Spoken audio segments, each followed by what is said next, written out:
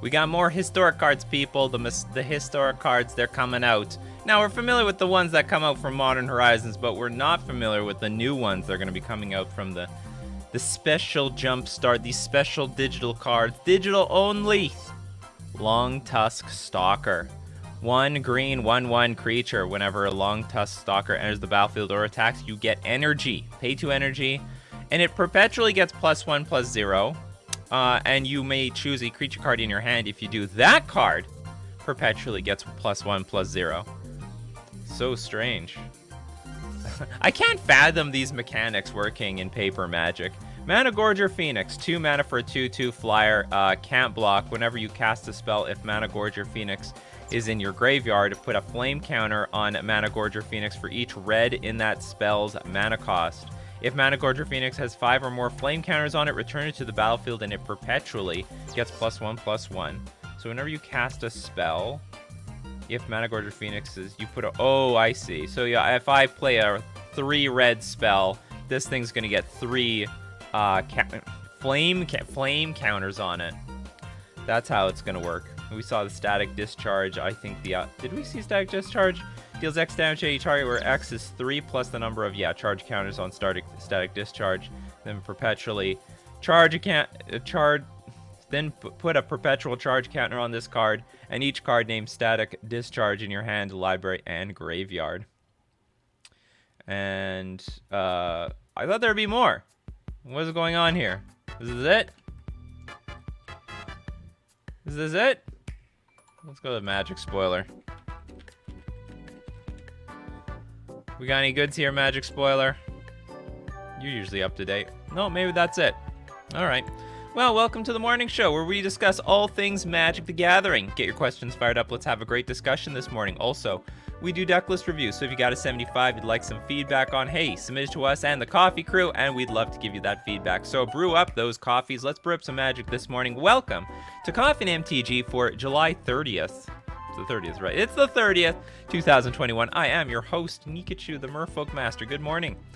Good morning, everyone. Good morning, Harry, Fraser, Mikey, Jay, Matt, Wazex, Papa Joe, Freestyle, James, Firmosussel. Yeah, I got it right the first time. Mareep, MTG Box, Andrew, 6mm, Hunter, Jose, MTG Ectoplasm, Drew, Dark Wiz, Hot Cold Man, Aaron, Gold Medals, Baku, Andrew, James, Aztec Guy, Ryan, Juan Carlastic. $5 says it's the hash browns holding. No, it's not the hash browns holding me up today. It's just me taking forever to get out of bed, basically. It pushes me back.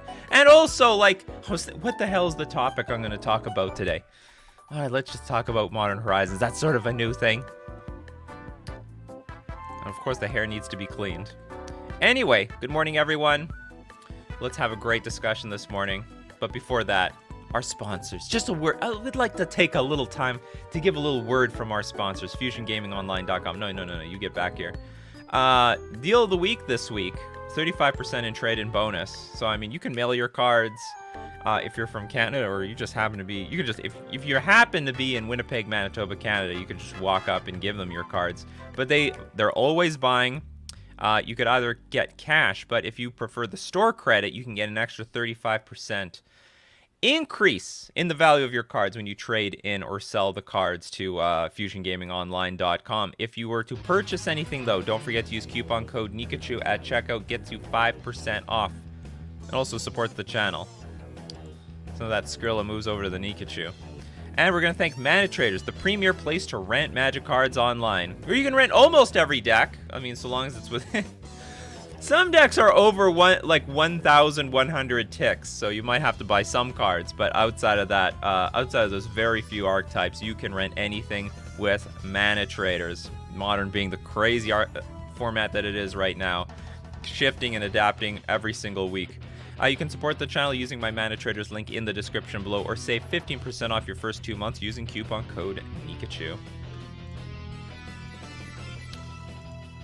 Alright, you know the drill. 3 question marks before the question, 3 question marks after the question helps me find your questions amongst all the comments. Or you can cheat the system with Super Chats. Donate with a Super Chat and your question gets pushed to the top of the feed. Ryan starting off. Are there any streamers to watch that are dedicated Infect players? Right now, no. I think the loosest you could get, though, is maybe Will Hall. Will Hall EXP. The Will Hall EXP, because he is an Infect player, and if you were to ask him or donate, he would most definitely play Infect for you. Tom Ross used to play Infect, but now he thinks it's more of a meta deck, and he plays more Yawgmoth now. Andrew Sisson, question, why do they keep adding new keywords, but then take a while to bring them back? I would have expected to use the adventure keyword with Dungeons and Dragons. That is interesting, because we did have adventure, but maybe they just wanted a completely different mechanic, that's all. Anime style sponsor shout out when? Huh? Anime style? Is that like an actual business as anime style?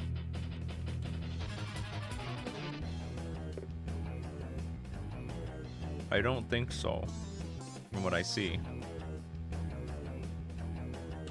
Now who knows what I'm gonna get in ads in the next little while.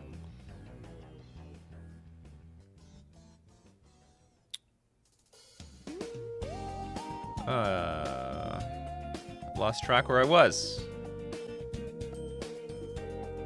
Is Sorin Imperious Bloodlord well positioned?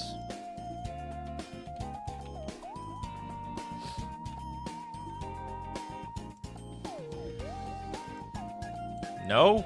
I mean, it's okay. It's okay. I mean, it's not bad. It's not bad. I don't know why it would be well positioned. It's okay. The fact that you could shoot down, I mean, there's a lot of smaller creatures you can shoot down, but you still can't kill like Murktide Region. You can't hit the big stuff.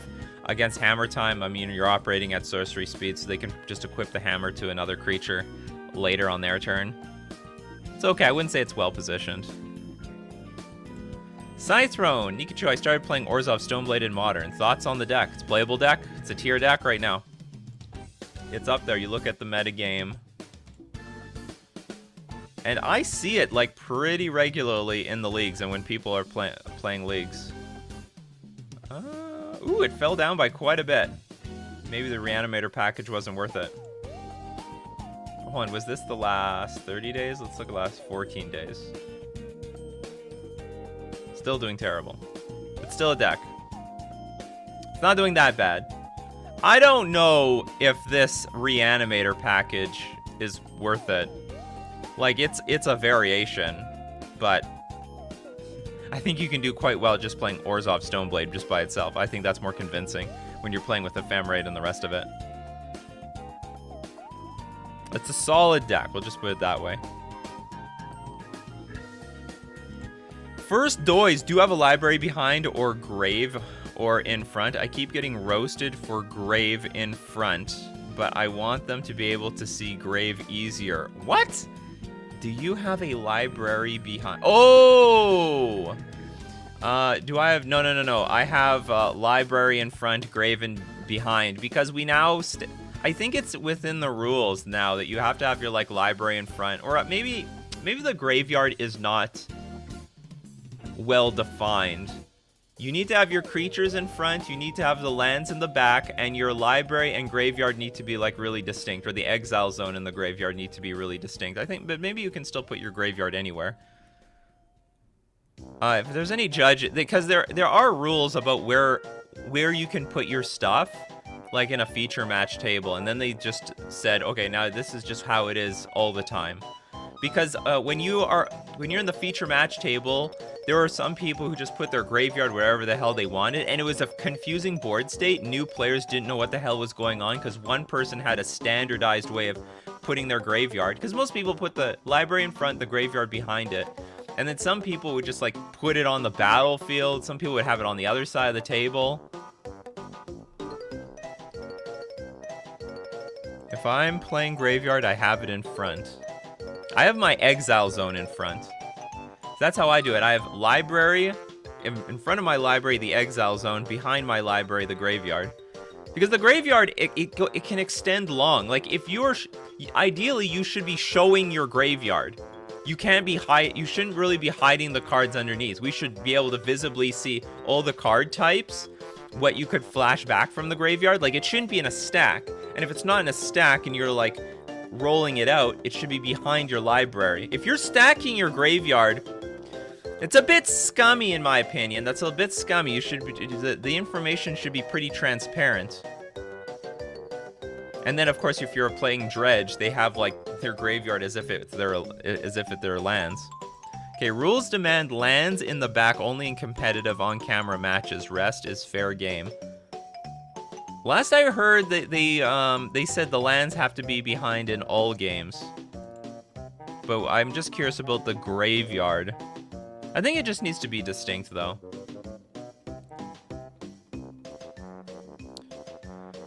So my verdict is, like, if you have the lands in front of your library, I mean, maybe your library is tucked so far back it's close to you. I guess that's possible, and then you have your graveyard in front and it just stretches beyond. Whatever, it's all good, I guess. It's all good, so long as the graveyard is visible. I think the cards should be relatively visible to the opponent.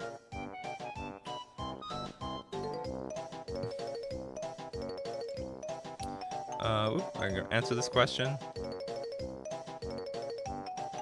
Kiki combo viable. Blue-red control shell with Kiki combo. Yes. Temu has made many a top 8 with this Kiki thing. I don't know if it's that great in this environment, but it's probably still good. Still a powerful deck. Geo, can you tell me a good number of lands to have and high probability to put the 3rd land on turn 3 consistently without overdrawing lands? 21 with 7 fetches is not bad, but I want to know opinions. Yeah, 21. I mean, maybe 22 with fetch lands, because technically the fetch lands are drawing lands out of the deck. Maybe 22 with fetch lands is the sweet spot, but 21 is about it. I mean, even with the perfect number of lands, you are still going to flood out or get mana screwed. Like, it's nothing you can do about it, but 21 is the number. Can you show us your #1 MTG paper card that is priceless to you? Oh yeah, absolutely. My binder's not here. Damn it! I'm gonna have to show you the artificial one.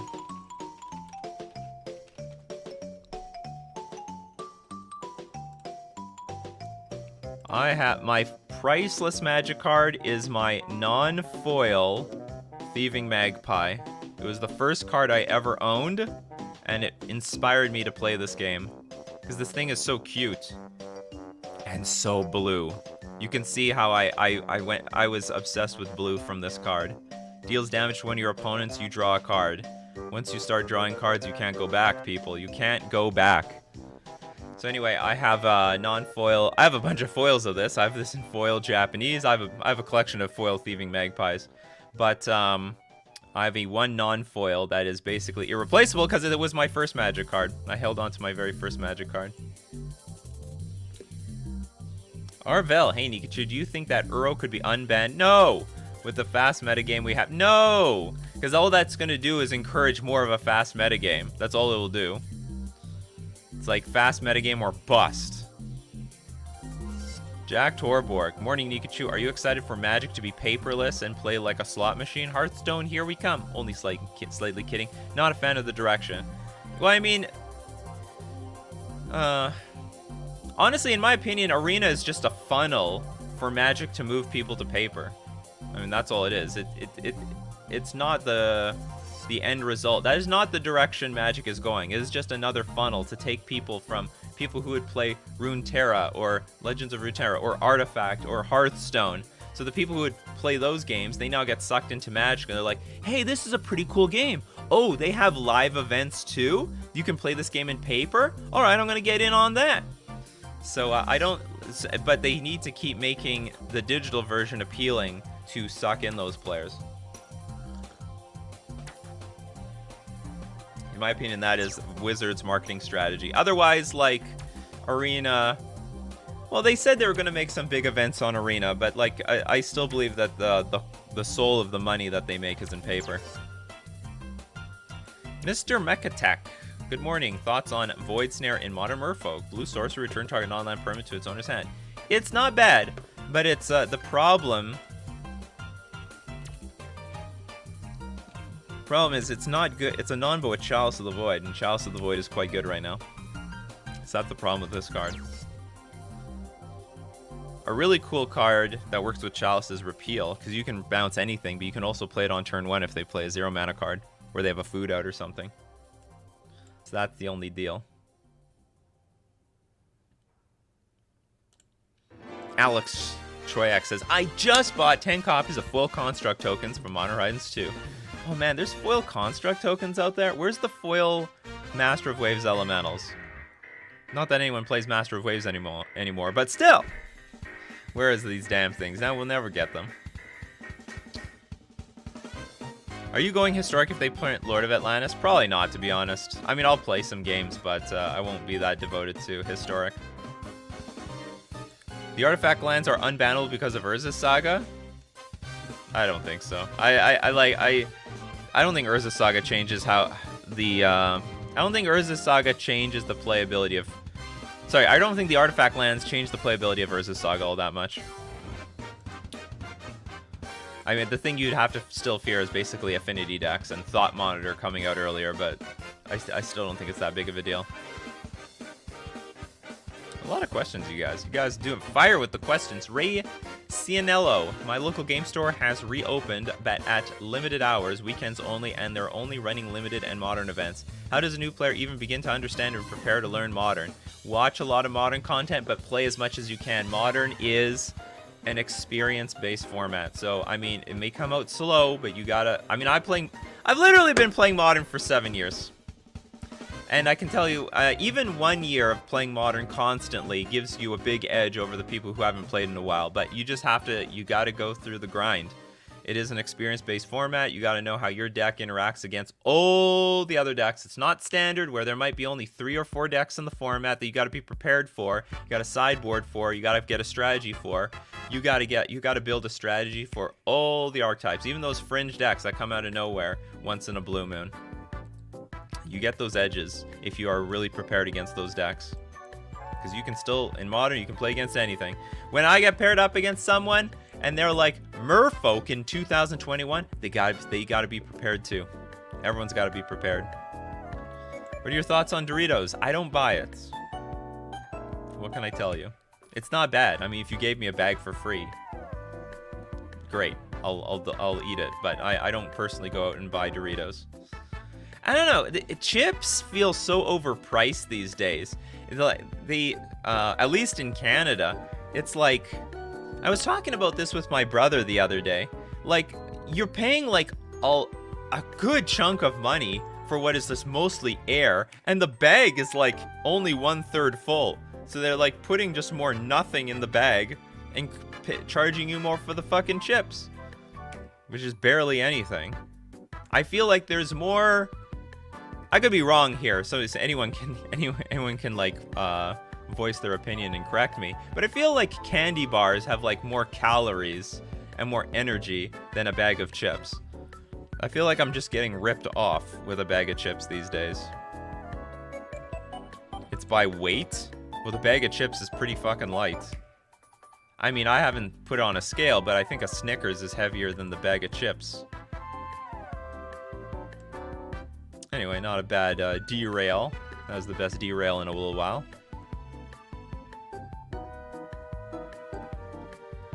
Would perpetual keyword destroy Modern? No, not at all. But they would never introduce it to Modern because it's not a paper mechanic. Casper Soul, do you think Mosswort Bridge could be playable if you had a Madcap Platinum Empyrean combo together in the same deck? Is this a Winmore card? Let's see. It's a land. Oh, it's the Hideaway land. It's the green one. Look at the top. ETB. Look at the top 4 cards of your library. Exile 1 face down. Add a green. Pay a green. You may play this card exiled without paying its mana cost if creatures you control have total power 10 or greater. This is unplayable. Like, what do you want this for? If you got the Madcap Platinum Imperial combo together, then, like, ideally you've won already. Like, what do you need this card for? I wouldn't even say this is good in a Madcap deck, because it's just a land that comes into play tapped. I don't think you want that in a Madcap Experiments deck. You want to hit your 4th land on curve. Imagine drawing this on your 4th land when you're about to die. You're gonna think twice. No, I don't think this card is good. Not in a Madcap deck, that's for sure. Probably nowhere. maybe an Eldrazi deck could play this. Like some sort of green Eldrazi Tron deck. Maybe that's possible, but even then, it seems sus. Jack Torborg says, I was super upset they didn't reuse the adventure set. It seemed like the perfect place to reprint more adventures. I may be a bit biased. I was hoping they'd print something that busts Spell Shift. Maybe next. Adventure's gonna come back. That is just like, it is the kind of mechanic like Flashback that is gonna make a return. So I can almost promise you that.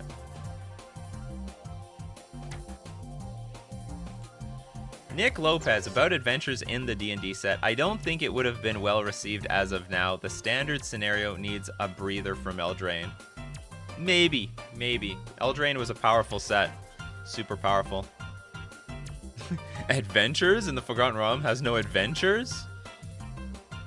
James Gilberto, do we go to a plane with Merfolk in it soon? We need a sweet 1-drop. I know. But here's the problem, James. Here's the problem. And I know this is Wizards of the Coast problem too. They need to spread the love to all sorts of creature types. And so if we go back to like a Merfolk dominant plane, then people are gonna like complain. Why are we going back to Merfolk all the damn time? Why is it a Merfolk set? We just had Ixalan. They had millions of Merfolk. Go back to. We need fairies. What about the fairies? What about the Kithkin? You know, so the problem is we had a pretty dedicated... Like, that was the disappointing thing about Ixalan. We got our dedicated set, but we didn't get any power out of the damn set. It's like one set right before Fire Design. The next set was Fire Design. They started making the Arclight Phoenixes and stuff. But in Ixalan, we got fuck all. But that was our set. And now, like, they have only so much room to design, like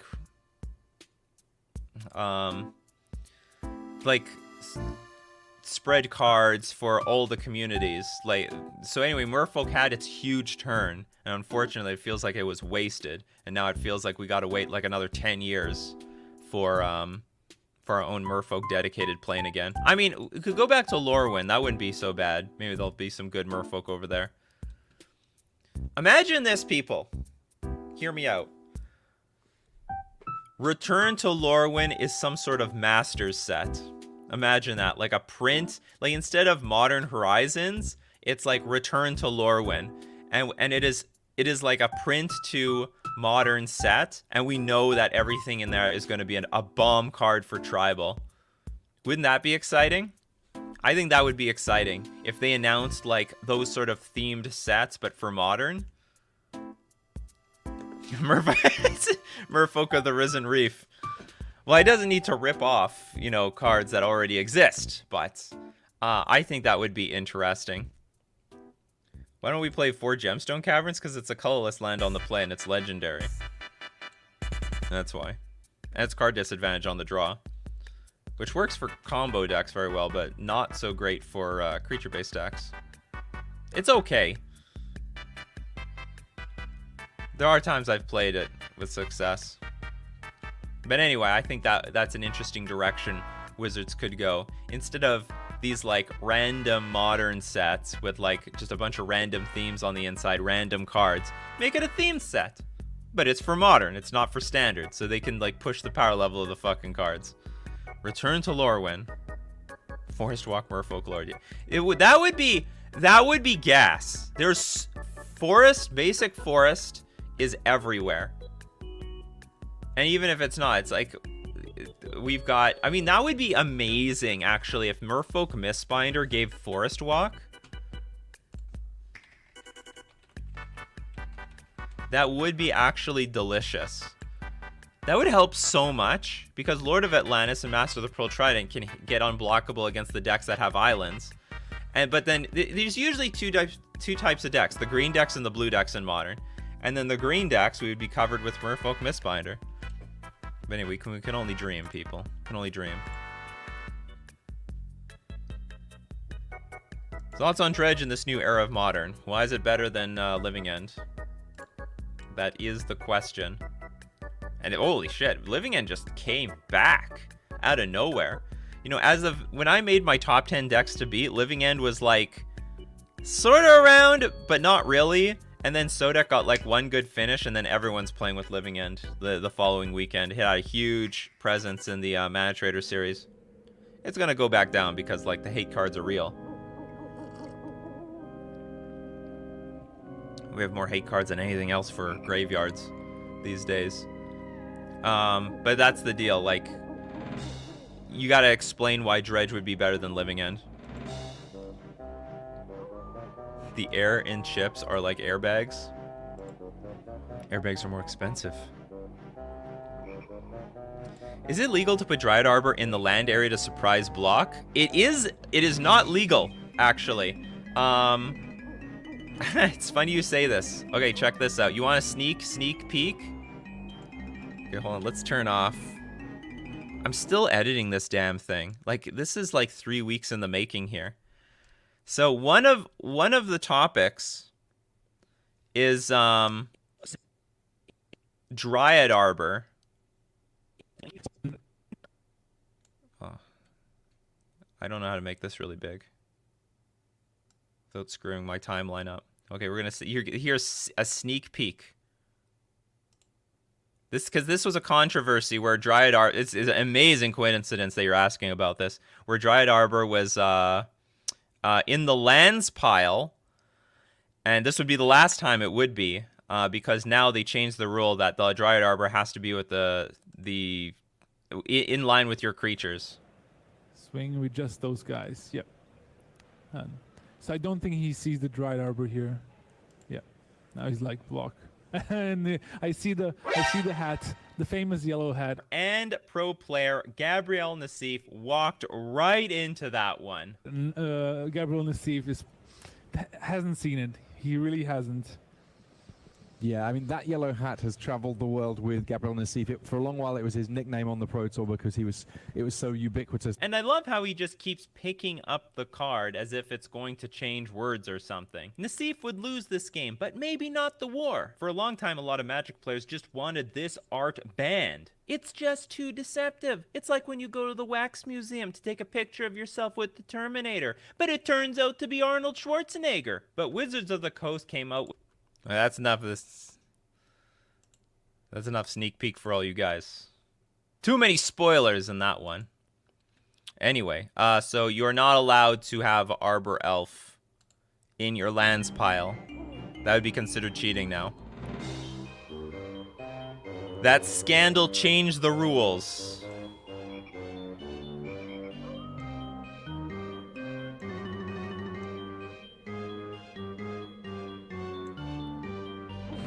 From the Vault, Dryad Arbor is the worst, basically.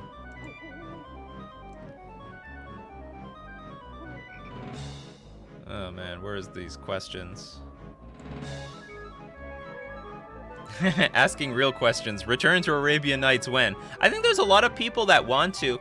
There is another plane that looks very similar to Arabian Nights that I think is a lot more likely to happen. So I actually don't think there's any chance we're actually literally going to go back to Arabian Nights, because I think Wizards from now on wants to go to their own unique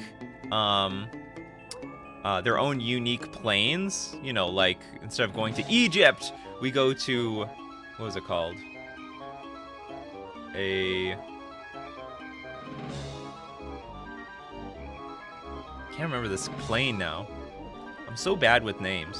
That's the dementia showing. Amonkhet. There we go. Boom. Got it. I got it before chat reminded me. Yeah, so I knew it started with an A. Amazing how the brain thinks like that. So like we don't go to Egypt. We go to Amonkhet. But there is some Wizards once had a poll on Twitter or something like that. They gave you a picture of like 3 different planes and then asked us, where do you want to go? And one of them had a bazaar where like people were trading and stuff like that. And it looks so much like Arabian Nights. So we might go to some plane like that somewhere in the future. But very unlikely we'll go to literally the Arabian Nights one again.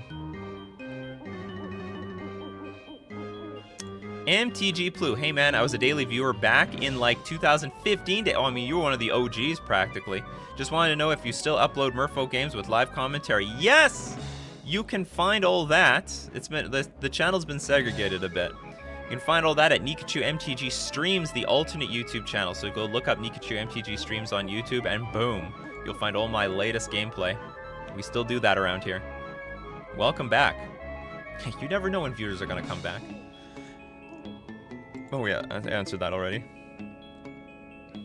Matthew Wang, if you had to choose, would you take Merfolk Champion of the Parish or True Name Nemesis? Honestly, probably the Merfolk Champion of the Parish. I don't need more shit at 3 mana, and it is very unlikely, I've said this many times before, it's very unlikely that True Name Nemesis would take over Modern, because if enough decks start playing it, and they would, people would just bring out the hate for it, and there is a lot of hate cards for True Name Nemesis, between Edict Effects, Plague Engineer, or just cards that give all creatures -1/-X. You know, like, you could just play Dead of Winter for like 1 mana, basically, for the most part.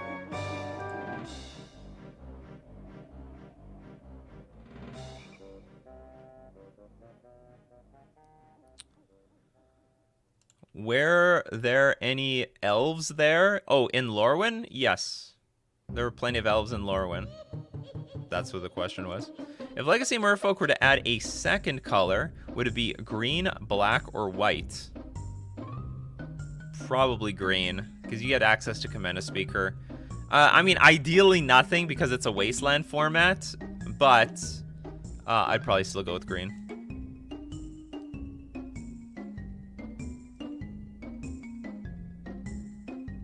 Why didn't Kumena break into the tropical fish archetype? Is it just too dirty? Yes, that's the correct answer. There was a moment that maybe I should have played with Kumena. We're talking about like Kumena, Tyrant of Vraska. Because the toughness mattered at one time. Like there's just lightning bolts and the lava darts. And having a 2/4 creature, you know, in the height of prowess, maybe this was playable. Just because it's a 2/4 creature that... And at a board stall, you could tap and draw some cards. And it can get unblockable by itself. It's not a terrible card. Maybe it should be re-explored. I don't know, right now, maybe it's not so bad. Maybe it's not so bad. It was pretty terrible when it came out. It's got a lot. The problem is the top 5 Merfolk thing is stupid. It just barely happens. But a 2/4 creature for 3 mana is not that bad. But of course we have better now. We have Svelun. We have a 3/4 creature. That's even better. Can't go wrong with that. And it protects our creatures as well.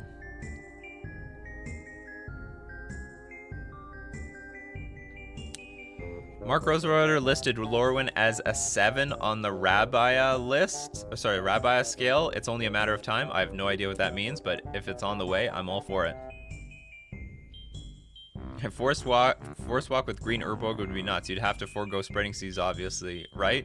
Well, I don't need to play with Spreading Seas. Like, I'd be fine with that.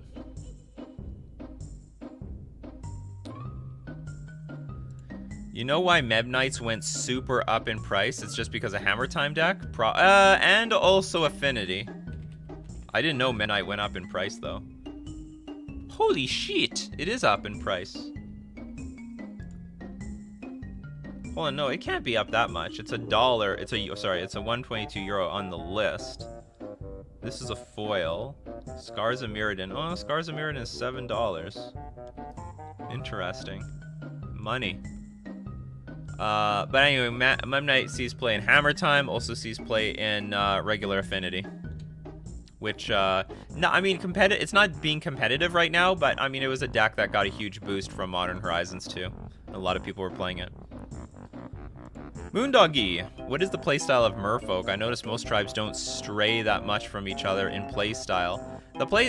So in my opinion, Merfolk is mostly a mid-range deck, but you have access to play more aggressively or take a tempo roll if you want to, or even a control roll sometimes.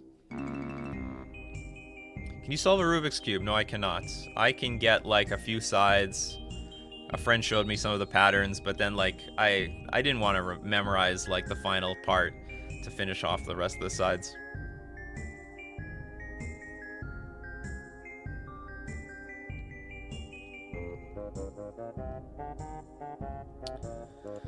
Matthew Quinn, what were the other 3 planes that pulled? I don't remember. I don't remember. But they were 3 really nice arts. And I could just remember one of them stuck out because it looked like the Arabian Nights one, but without being, without actually going to Arabian Nights. Maybe one of them was Kaldheim. And then we actually went to Kaldheim. I think one of them was Kaldheim. I don't know for sure. I might be just pulling this out of my ass, but like I want to say one of them was Kaldheim, and then we actually went to Kaldheim. How is 8-whack position these days? Not great. It's a creature-based deck that depends on their creatures not dying, and there's a lot of removal out there. And also there are just faster decks. Do you think Titanoth Rex is a good include in a Living End deck?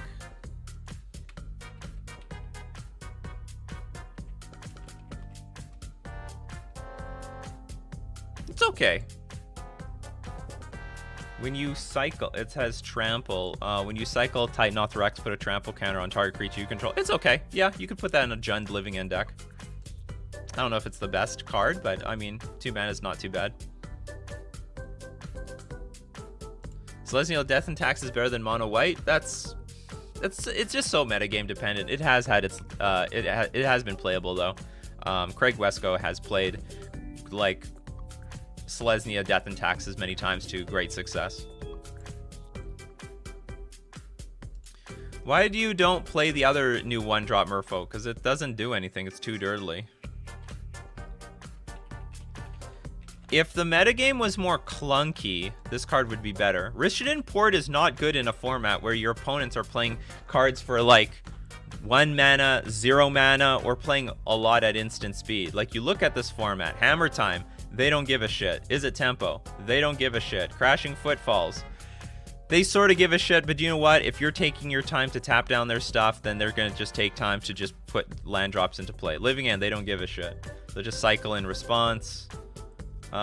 Blitz, they don't give a shit. 5-color Elementals, they might give a little bit of a shit. No, they don't give a shit because they play stuff for free. They have a lot of cards that they play for free. I correct myself. They don't give a shit. Urza's Kitchen, 2-mana efficient. They don't give a shit. Basically Grixis Luris Control. Too many instant speed spells. They don't give a shit.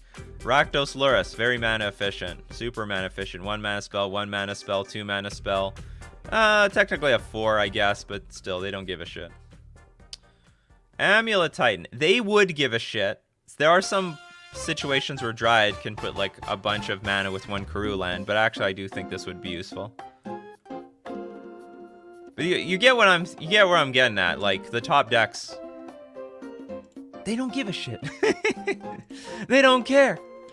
They just don't care. Dan W, the Rabias scale is the storm scale for planes. It determines which planes wizards will consider returning to. So 7 is good. How is Lorwyn busted at all? 7 doesn't like it's. Lorwyn was safe. It was creatures.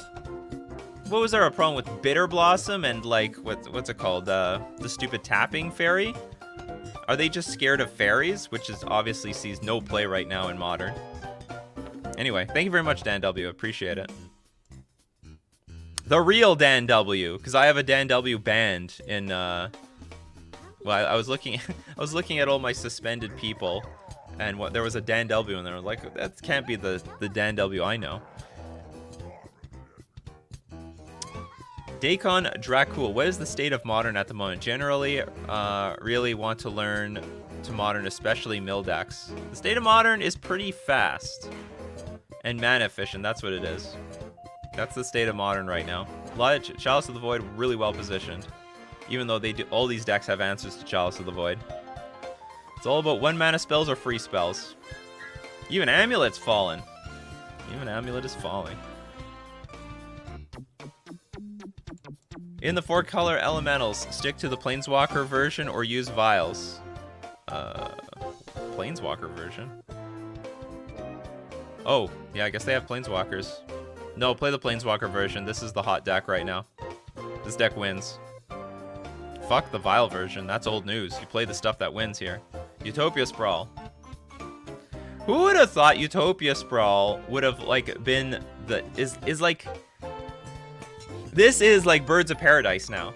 This is like the modern day Birds of Paradise, and it's only played because, was this like better than Birds of Paradise the entire time? Seriously, what was the down? Like, I guess you can't put a Gavney Township counter on this thing, but still, the utility to get to your 3 drops on turn 2 reliably is just so important, and it probably has been that important for forever.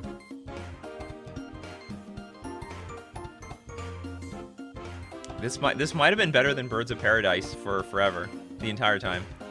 There's some exception, of course. Maybe like a Stoneblade deck wants the bird because you can put a sword on it, but so much. This just shows how much removal there is in the format. Yeah, bird can get pushed, bolted. Can't get needled. Well, I mean, it can get needled. It just won't do anything because needle doesn't stop mana abilities.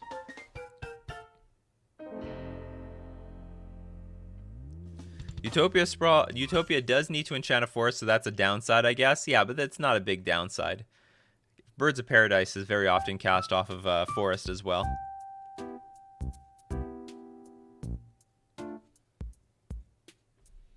Oh, here's another very big thing. You can play Sprawl while still having Kahira. That's right.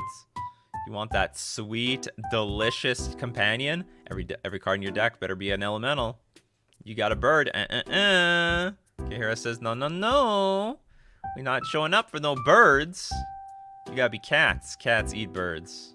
Sorry, you can be, no, you can be an elemental. It's funny, you can be a nightmare or a dinosaur. Who the fuck chose these card types? What do they have to do with anything? They have nothing to do with each other. Dinosaur, nightmare, elemental, cat, and beast. I think cat and beast are the closest together, and then the other ones are just not even the right ballpark. Just nonsense. 7th edition birds, still a couple thousand. Let's go take a look at our very unreliable source for graphs, MTG stocks. Let's look up some expensive Birds of Paradises. 7th edition. Okay, let's guess the foil. I'm gonna guess $2,000. I'm guessing $2,000. Coffee Crew. What does the Coffee Crew guess? I'm gonna guess a cool $2,000.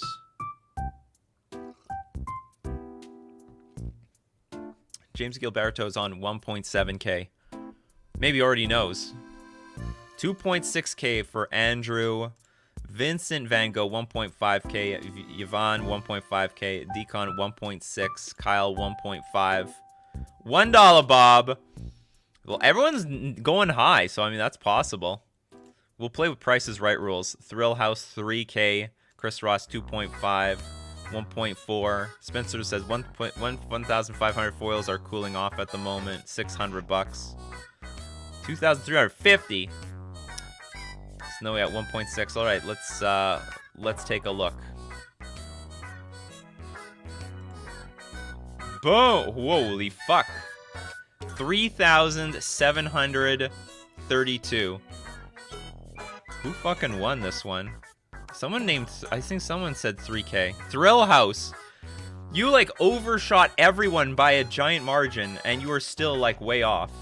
That's crazy. That is just, what is the market price?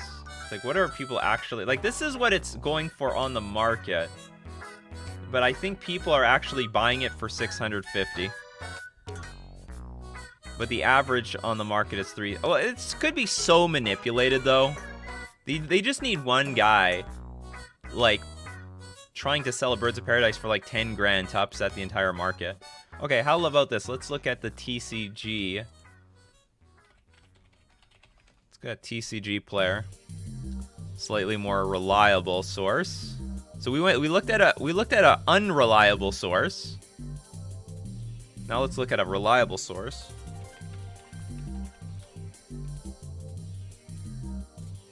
We'll just see what the average looks like, and we'll ignore the weightedness of it. Where's the 7th edition one? This is 8th edition. 7th edition. Let's just hope there's some for sale. I wish they showed sold listings here. Is there nothing? Okay, foil. We got one foil. See, that's the from Fusion Gaming Online. Okay, I trust Fusion's pricing here. $3,343. Okay, let's look at foils. Yeah, they got it here. We got a Birds of Paradise foil. 3,000. You need your. It's not that it's not really that expensive though. Although it is going to be expensive. You got to add like the Canadian tax. But remember, you don't forget about coupon code Nikachu at checkout. 5% off your foil Birds of Paradises from 7th edition. That's where you can get. That's where you can find Birds of Paradise. So I guess Fusion Gaming is setting the price here. $3,732. All right, I'll take that. Now we know who's putting the price here. Well, this guy, they had to have based this on something though. Fusion doesn't just arbitrarily like jack up the price. I don't even think they like set like prices. It's some sort of average from somewhere. Oh, let's go to eBay now. eBay.com.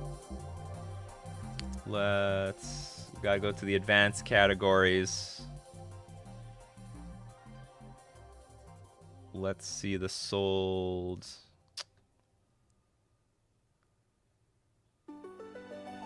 Where is it? Sold listings. And foil Birds of Paradise 7th edition. So one did go for $2,000. Another one for $2,000. Oh god, this one went for 5,613. Oh no, this is, hold on, no. Is this happening right now? Or this is sold already?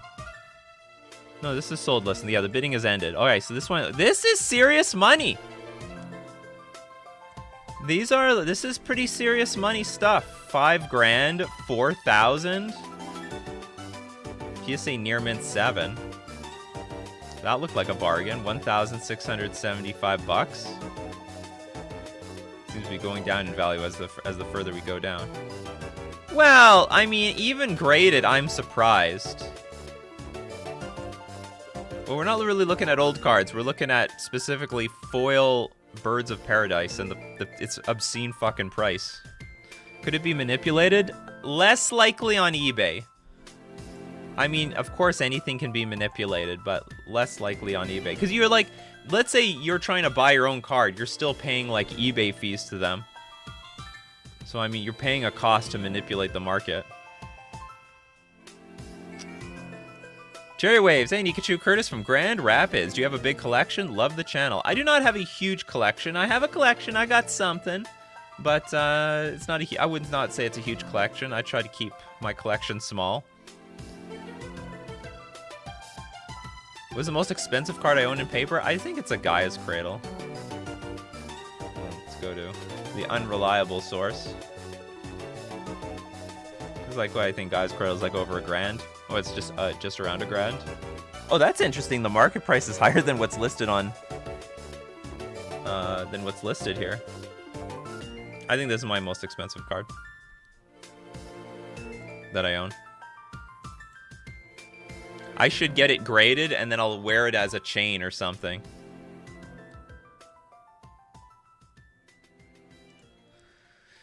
$52-man 2K tomorrow. Esper Stoneblade with Geist, Spice, no Chalices. Meta is lots of Blue-Red Murktide, Titan, Burns, Footfall, Jeskai. Advice? Murktide, Titan, Burn, Footfalls. Get those fucking Chalices. Like, what can I tell you? You gotta get those. I mean, Chalice is good against all those decks. Not the greatest. I mean, it's fine against Burn. I guess, sorry, it's fine against Titan. Maybe not the greatest. Otherwise, I don't know. I don't have anything specific for all those decks for an Esper Stoneblade deck. I guess make sure you have Kaya's Guile. Kaya's Guile's fine against all these decks. I guess that would be it. Guy, make sure you have some Kaya's Guiles. Gain some life and also sack some stuff. There's gotta be something else you could play against these two decks. Maybe have Void Mirror for Titan and Footfalls. Anyway, good luck in your event. Do you think Kiki Court can be competitive in Modern? The Mana Dorks hold it back. But maybe something can be built with Utopia Sprawl. Maybe an Arbor Elf Utopia Sprawl build is in the works somewhere. Opinions on Nissa's titties. They're great. The great thing about titties, everyone can love titties. Everyone loves the titties. Doesn't matter who you are. People love titties. You and Post Malone trading up diamond-studded gold chains for guys' cradle necklaces. That's right. Well, I was inspired by... There was this one person who had like a BGS 10 Alpha Black Lotus, and they were wearing it on a chain. I thought that was just ridiculously sick. That was the biggest flex of money I've ever seen. And just wearing it in the open. Could get sun bleached, for crying out loud. Why is Fury good in this meta? Even Boom Bust starts playing it. Because it's just good removal. It can be a 2-for-2 in a lot of situations. And also, if you just get it out, it's a decent creature. Wipe out a bunch of creatures and also have a big body. It's like a 3/3 double strike. Yeah, boobs are out, feet are in. But maybe feet are out, boobs are in.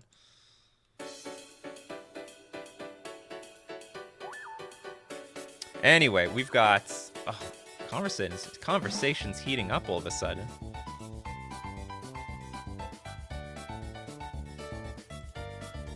Oh yeah, to anyone who's trying to ask questions, if you haven't caught on yet, you gotta use the question marks, because you guys are you say all sorts of shit.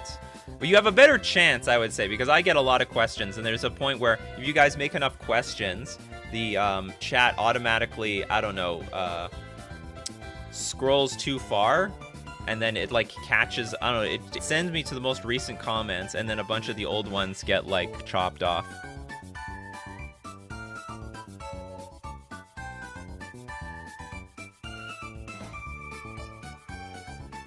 No, it's not a heated conversation, but the conversation's heating up.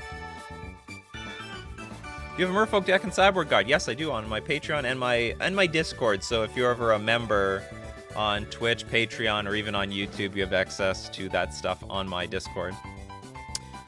Alright, I think it's time.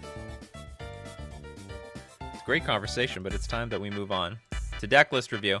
If you want your Decklist reviewed on this channel, hey, you can submit it to us by going into my description. In the description, there is a link to my Discord. You join my Discord. There's a channel called Decklist Review, and in Decklist Review, that's where you enter the command !review deck space, give the URL to my deck list, and boom, you're eligible at random to be chosen for Decklist Review. Both myself and the coffee crew, we are there for you.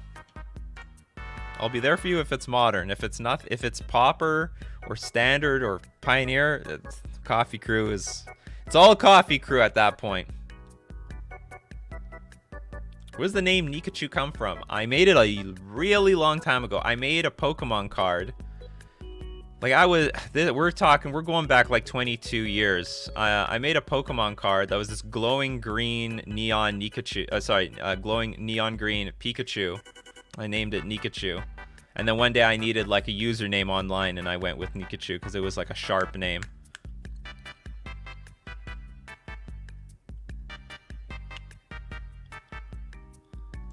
Attending my first 1K tomorrow with Black White Stone Blade. Performed okay at my last 2 FNMs. All right, keep it up.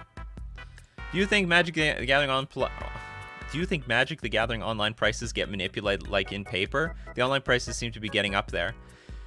Yes and no. This is a very good question, a really good discussion point. The rental services are driving up the cards. It's funny. It's a self-fulfilling prophecy. It's a self-feeding system, because before the rental systems, you really had to buy a deck and just stick with it. And because you stuck with it, the metagame didn't change very much. If anyone wanted to just take the risk of buying into Lantern Control, they took that risk. And the cards could get banned and turned into mush. But then the few people that did got the advantage of playing that sort of deck. But today, if a deck is good, I mean, you just rent it with Mana Traders. You can rent it with you could rent it with any card rental service. So what ended up happening is, now that the metagame is changing so much because of the rental services, more people are inclined to use the rental services to keep up with the metagame and to play any deck that you need to. And now, the rental services have to like buy up all the cards in the economy, pushing them up really, really high. Like before, they didn't need every single card. People didn't want to play every single deck, but the more people have a need to play the decks, the more cards that they have to have in inventory, and the more cards they're buying up, it pushes the price of all the fucking cards up. So, the rental services buy up are buying up a huge supply of the cards. I mean, they were hands down responsible for the prices of Urza Saga and Ragavan going through the roof. Because normal people might not have bought a Ragavan past like 50 tickets. But the rental services kept buying and buying and buying and buying. And like Ragavan went way over 130. I don't even know where it is right now. Where is... We gotta go here. Maybe Ragavan cooled down online.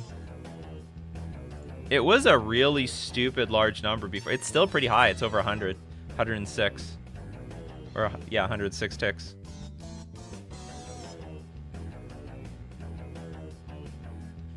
Magic the Gathering Online prices are also really affected by MTGA, as new sets are opened at a significantly lower rate than they were prior to.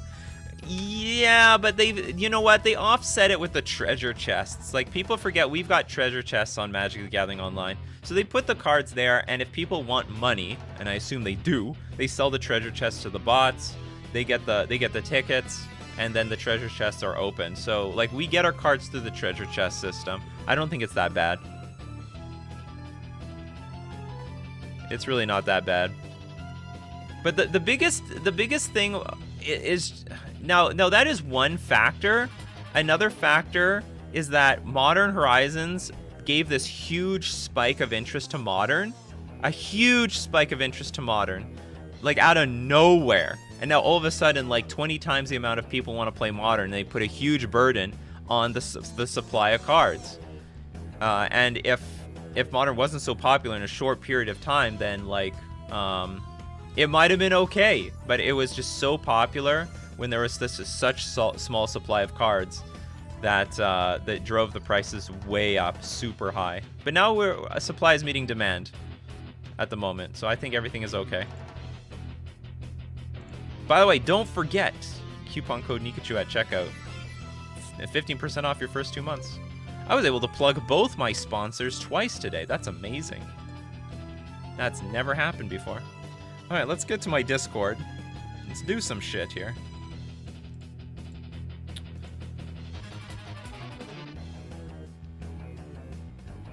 Mareep King, congratulations, Mareep. You're the next contestant on Decklist Review.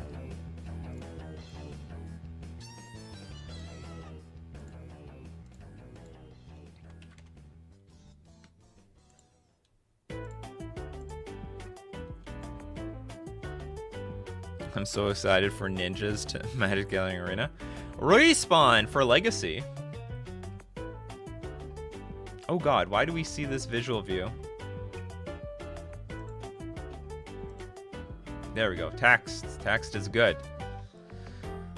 So what is this? It looks like Dredge, but maybe not. Oh, Chris Ross with the super chat. Speaking of, how does Mana Traders work? Monthly charges for cards, weekly, ships to Germany. Can I get charged before I even receive the cards? It's digital cards right now.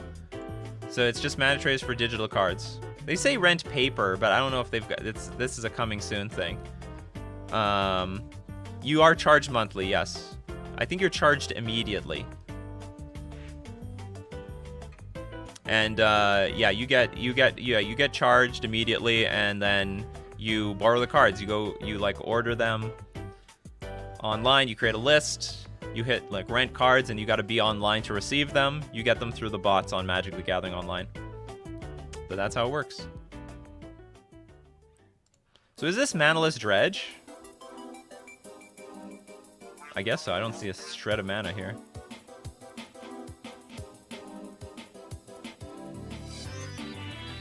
So the idea is to bust everything into your graveyard with something like Balustrade Spy. Or hold on, how does this work? you... What is the essence of this deck? I can't remember. How do we even get stuff into the graveyard in the first place? Take the draw and then discard for the turn?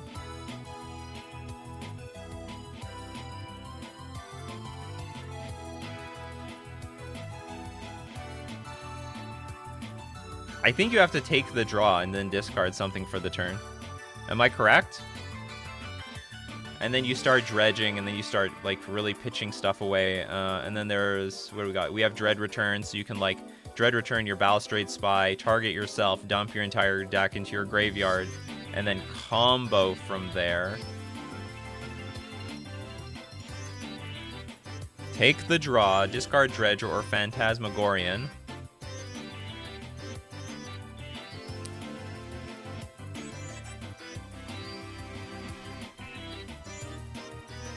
Then Dread Return, yeah, Balustrade Spy, but then, mirrors the battlefield, creatures you control get +1/+1 and gain haste until end of turn.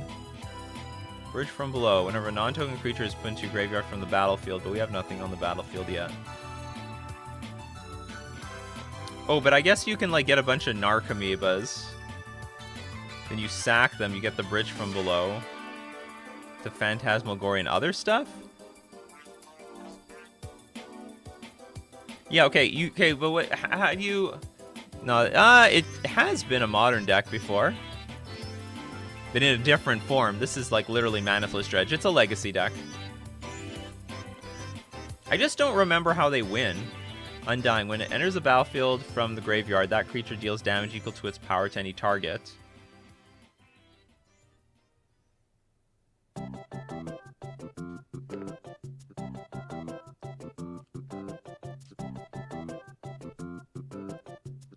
Undergrowth. When a Lotless Giant enters the battlefield, it deals 1 damage to target opponent for each creature card in your graveyard.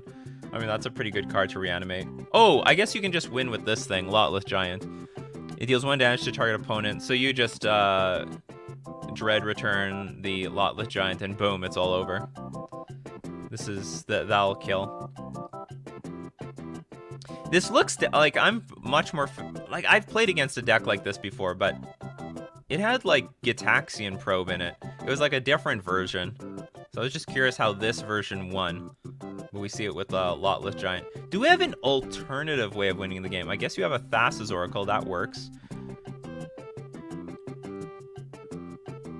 But anyway, I have no good feedback for this list. Like, nothing at all. Like, it looks like a relatively standard... Manaless Dredge deck. If anyone has like good ideas for the sideboard, I think Thassa's Oracle is good just in case someone like opts to try like exile all a certain card from your deck and they go for the Lotless Giant. You have at least a Thassa's Oracle backup for the game too. Fair Macabre. 1 Creeping Chill. That's interesting to have 1 Creeping Chill in your sideboard and not have them in the main deck. Oh yeah, Probe is banned now. No wonder I remember seeing Probe back then and not now. Because Probe was pretty good, right? Because you could draw a card for nothing.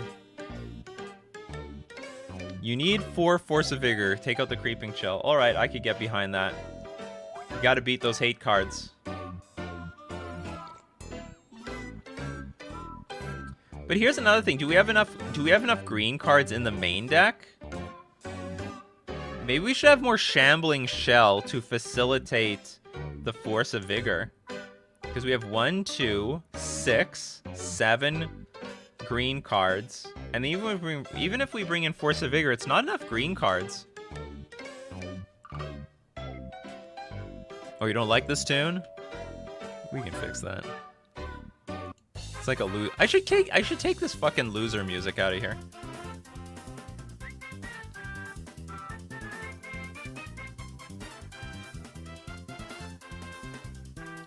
So how many green cards do we have to put in to make... I think we need 16 green cards to make Force of Vigor playable.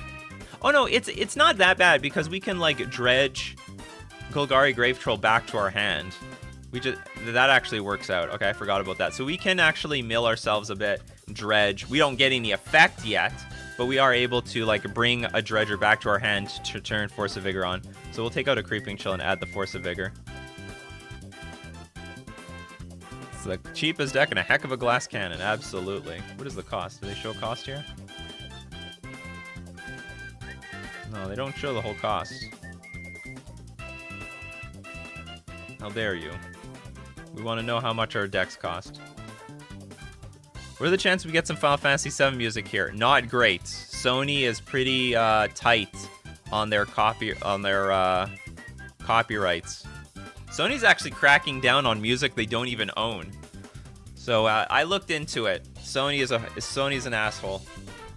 Nintendo's also an asshole, but for some reason they let me use their old stuff. That old music, let them have it. So yeah, I was looking into some Final Fantasy stuff, but no, Sony, don't fuck with Sony. I also want some Earthbound music, but I can't get it because Sony's cracking down on anyone who owns Earthbound music, even though they don't own any Earthbound music. It's weird. Oh, the purple bar has the prices? It's not the right purple bar. This is not, but this is only for the singles. How far do I have to go down? Lies. This is all lies. This is lie. I want the whole deck price. I want the price of the entire deck, not just not the cards. We have to go to buy deck. Oh, there we go. If I click the thing, we could buy it for 160 bucks on TCG Player. Card Kingdom at $200, and Card Hoarder has it for 122 ticks. Anyway. Okay, so that's our only suggestion. Get a Force of Vigor, replace a Creeping Chill. It's boom or bust. Your opponent plays Grafter's Cage, you fucked. It's simple as that. All right. Let's move. Thank you very much for submitting the list. Let's go on to another one.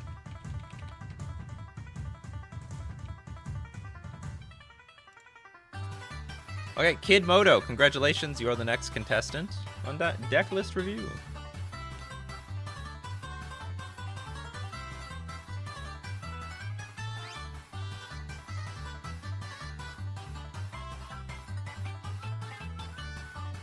Urza and his cat. 10 out of 10 name for this deck. I can't... That's actually a really good name for this cat, even though it's just a food deck. I actually like the alternate name way better. Urza and his cat. Or they could also call this The Cat Came Back the very next day. They could have called the deck Fred Penner. Okay, we got, looks like a pretty standard food deck. Asmorano, it's a Cauldron Familiar version. Emery, Oval Chase Daredevil, 2 Urza, Street Wraith, 4 Thought Monitor, Bone Shards, Metallic Rebuke, Mishra's Bauble, Ether Spell Bomb, Shadow Spear. Underworld Cookbook, Witch's Oven, which can be found off of Urza's Saga. This is a pretty standard deck, isn't it? 2 Engineered Explosives, 3 Fatal Push, 1 Nihil Spell Bomb, 1 Pithing Needle, 2 Thoughtseize, 2 Ether Gust, 2 Ashok Dream Render, 1 Metallic Rebuke, and 1 Tezzeret. Well, the Tezzeret Agent of Bolus is a bit strange. This is not so standard. The cat deck should be called 9 Lives, but the problem is there's an actual card called 9 Lives, so you would absolutely confuse it. Urza's Pussy. I don't know if that would catch on with the what's it called, the commentators when they're actually doing coverage. All right, we got Hammer Time versus Urza Pussy. We're gonna hammer that pussy. It wouldn't look good. It wouldn't look good. Pet Cemetery, that's pretty cute. I don't have any. I mean, this is another deck. Actually, it's been built pretty clean. Like, it's a pretty clean built deck. There's not a lot of room to. I mean, you can always change numbers, right? I mean, you could throw in like another Urza over an Emery or vice versa. Or I mean, Oval Chase Daredevil I think should be a 4 of. It's been proven to be like just the best utility with the Underworld Cookbook.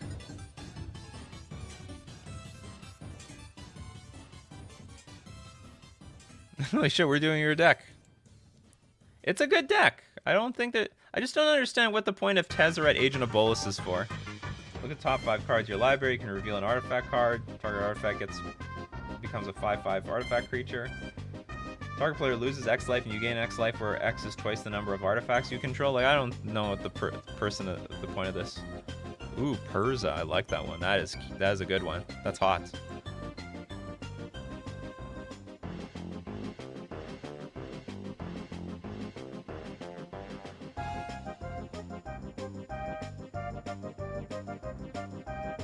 Dark Slick Shorts, Clearwater Pathway. Do we want a Clearwater Pathway? Is it better than, say, a fetch land to get your islands? Even though you don't have that many islands, to be honest.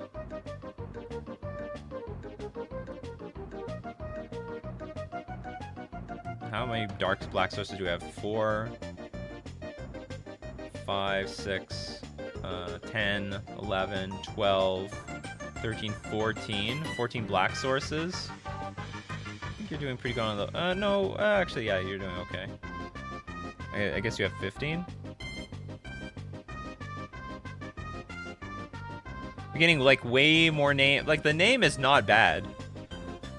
It hits differently. It's, like, a very unique name. Urza and his cat. But a lot of people are having more fun with the walking purr, meow mix or friskies, exploding kitten food, reassembling exploded kittens.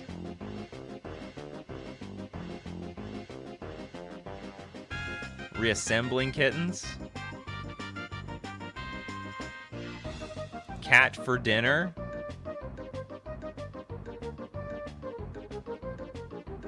Pet cemetery. Urza and his pussy. I wonder if pussy's demonetized or like restricted on YouTube. Who's using this word in a non-dirty way? Oh yeah, I'm gonna pet my pussy cat.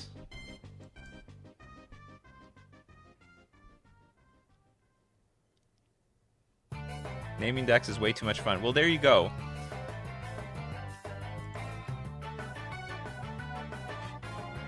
Kidmodo, you have more variations to name your deck than we have suggestions for fixing the deck. Although I don't think there's a lot to fix here. I think you have a solid list just in general. This is a strong deck. Whiskerza.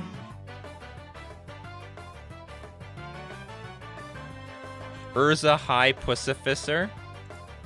Cat Buffet. Kidmo's loving all the deck names. Toss in Rise and Shine and call it Food Fight. Having a great name backfired terribly. I didn't think that there was so much to work with because there's like so many. There's so many aspects to this deck. Like it has to do with cats. It has to do with ovens. It has to do with food. It could be just called cat food. It could be cat food. Canned cat food. General Urza's kitten. Urza's oven. The variations.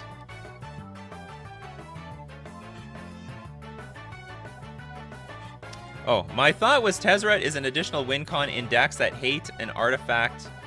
That hate on artifact activations, as a planeswalker is harder to remove. If I was in red, it would be Gurapur Array. Okay. But it's a one of in the deck. Like, how do you tutor for this thing? I guess it just gives you an out in those sort of situations.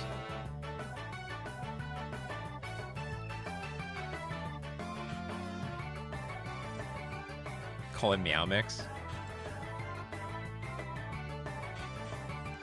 There's another joke in there about eating and other names for cats. Oh, I don't want to get the channel demonetized.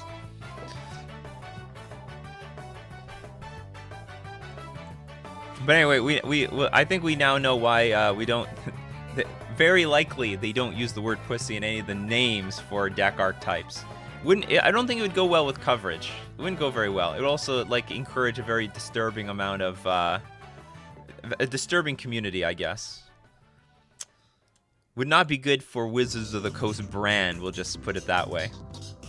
Anyway, all right, that's going to be it for Coffee and MTG today. And by the way, the lists, the queue is going to get wiped. I'll wipe it right now, just remember.